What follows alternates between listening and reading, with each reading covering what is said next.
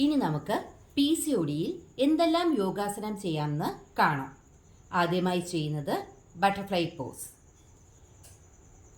Butterfly pose കണ്ടോ?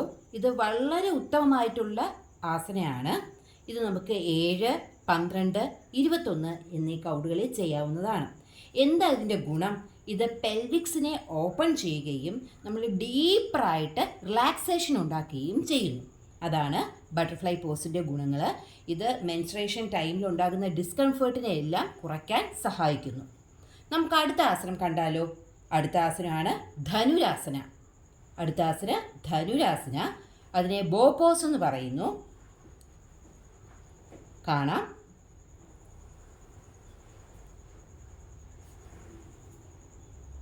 ഈ ധനുരാസന reproductive ഓർഗൻസിനെ എല്ലാം സ്റ്റിമുലേറ്റ് ചെയ്യുകയും പെൽവിക് റീജിയനിൽ ഉണ്ടാകുന്ന സ്ട്രെസ്സിനെ കുറയ്ക്കുകയും അബ്ഡോമൻ മസിൽസിനെ റിലാക്സ് ചെയ്യുകയും, അതായത് അബ്ഡോമൻ ഓർഗൻസിനെ റിലാക്സ് ചെയ്യുകയും ചെയ്യുന്നു.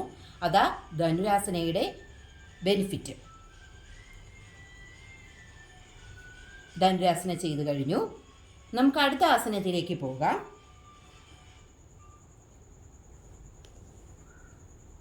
അടുത്തതായി ഭുജംഗാസന അല്ലെങ്കിൽ കോബ്ര പോസ്. അടുത്തതായി ഭുജംഗാസന.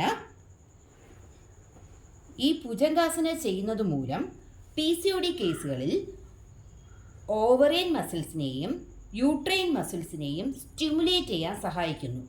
അതുമാത്രമല്ല, ഇത് നമ്മുടെ സ്ട്രെസ്സിനെ റിലീഫ് വരുത്തുകയും ഹോർമോൺസിനെ റെഗുലേറ്റ് ചെയ്ത് നോർമൽ ഫങ്ഷൻസിലേക്ക് കൊണ്ടെത്തിക്കാനും ഇത് സഹായിക്കുന്നു.